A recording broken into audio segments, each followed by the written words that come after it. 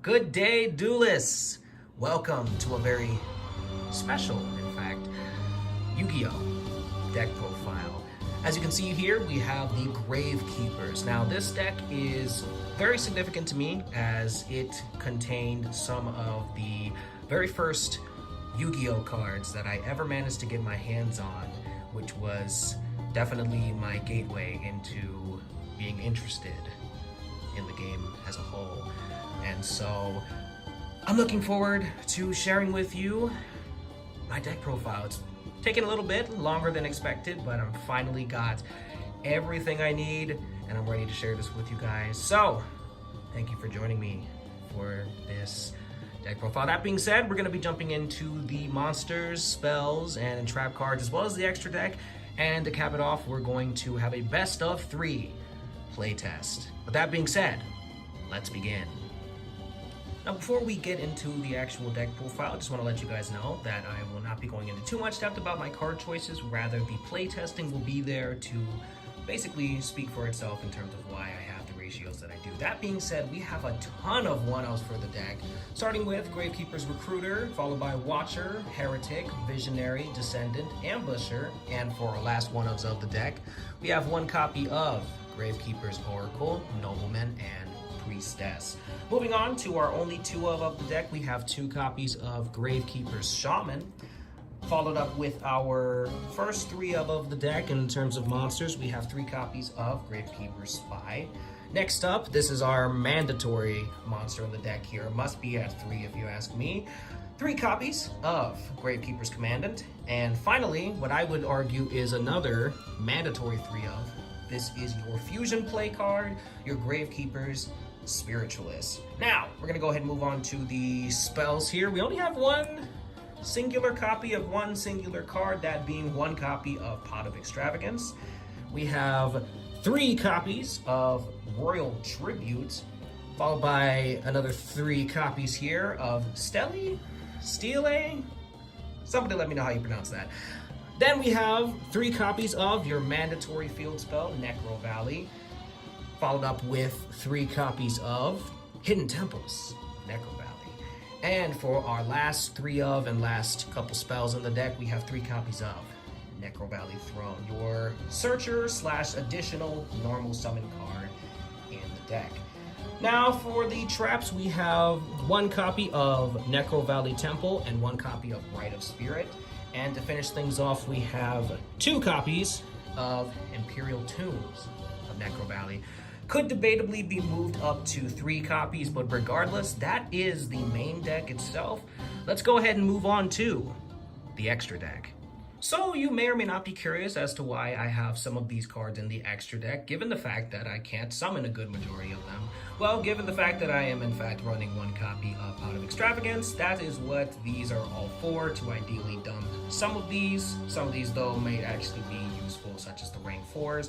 But other than that, it's fine, because the real card that you actually need in the extra deck and ideally need to be able to have a copy to play is your Gravekeeper's Supernaturalist, which of course is being played at 3 in this deck profile.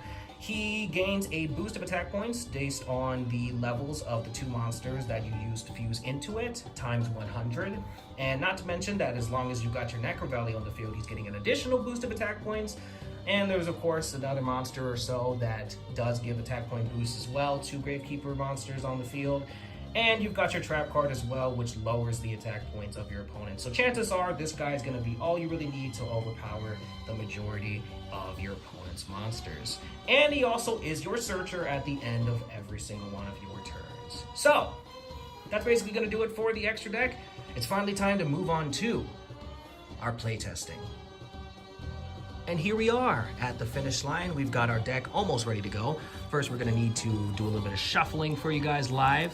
Now, as we will be beginning our best of 3 play tests, we're going to start things off by going first. We're gonna say that we're going first against our hypothetical opponent, and so we will not be drawing a 6th card. No, we're gonna kick things off with just 5. So, that being said, let's begin. Let's see what we've got here. Interesting. So,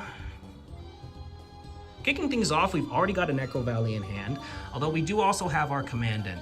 Now, playing against particular opponents, which this deck actually, I would argue, tends to excel at when it comes to maybe more competitive decks, for instance, since a lot of competitive decks tend to rely on their extra deck, for instance. Well, getting into Necrovalley to start is a good way to slow down a lot of different decks that are out there that obviously need to banish things from the graveyard. But it wouldn't hurt to use our Commandant regardless and search out from our deck another Necrovalley.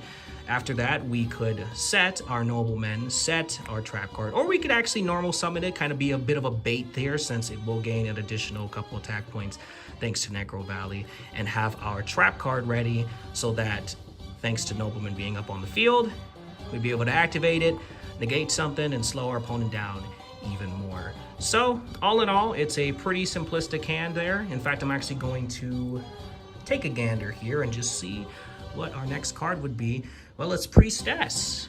Interesting there. So she would be giving any monsters that we had on the field, Necrovalley, Gravekeepers, monsters to be exact, an additional boost. So she, in a way, is kind of like a second Necrovalley, and especially in terms of the attack point boost. So that could be helpful, especially if our Nobleman manages to survive. But even if not, it would power up itself.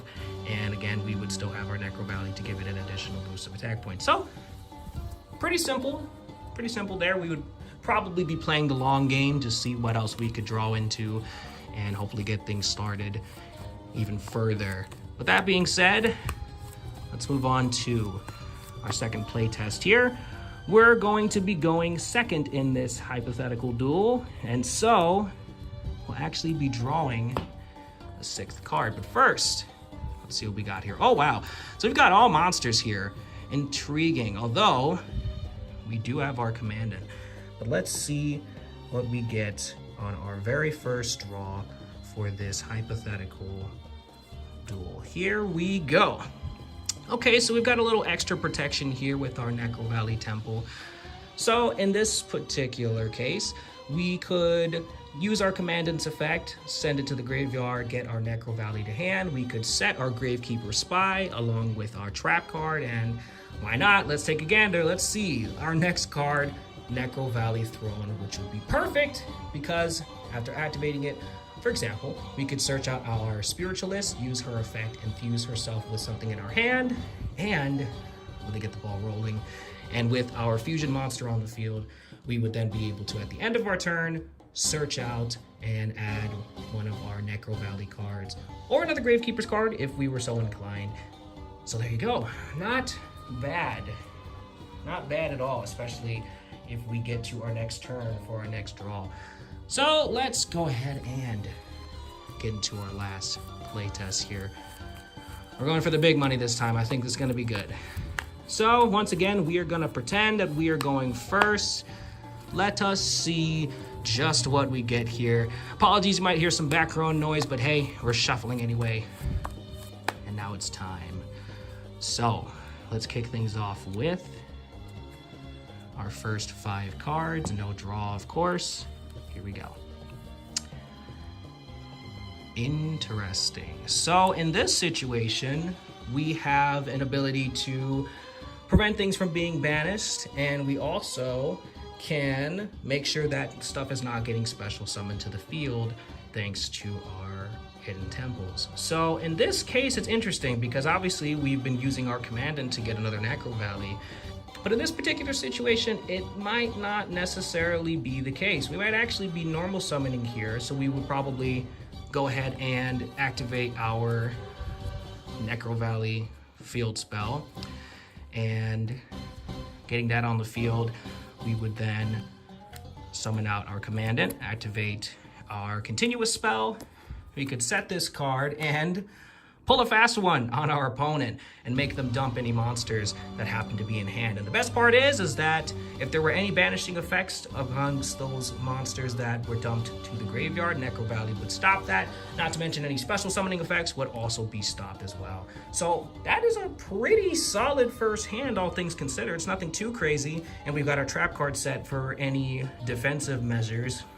But for our next draw, we would get our Descendant so we could always summon him to the field and activate his effect if we needed to pop anything else on the field and play from there. And in fact, for this particular deck profile, I'm gonna go a little further. Let's see what our next draw would have been. Necrovalley Throne. Perfect.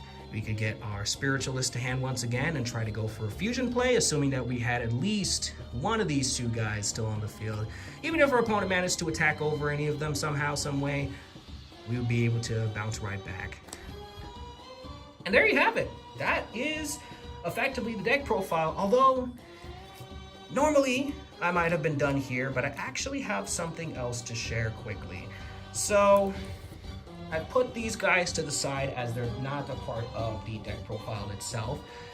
However, it's because of what they mean that I would like to share the first 3 cards that I ever got my hands on. Gravekeeper's Curse, Guard, and Assailant. These were the first 3 Yu-Gi-Oh cards that I found. Now mind you, I'm gonna be honest here, these are not the exact copies that I had for the first time. As a matter of fact, unfortunately, I have lost touch with those specific copies, which is why I still wanted to get 3 copies regardless, in terms of the sentiment behind it, of course. And well, when I found those 3 copies, it was actually in a parking lot. I was out with my father and I had noticed them and I'm like, what's that? I picked them up and things would change from that day forward. It is, gosh, starting off from these of all things. So it's so funny because as of the recording of this video, it was only recently that I actually put this deck together. And I think that it is a sign of me maybe getting closer to some of the last decks that I'll put together, at least for a while. Because this one in particular and its significance, it took this long. It took this long for me to finally put together, again, years really to put it all together and actually have the deck built in a way that I could play. And so there you go. I mean, I just wanted to go ahead and share that. I mean, hey, let me know down in the comments below. What was your first ever cards? Did you find multiple like I did?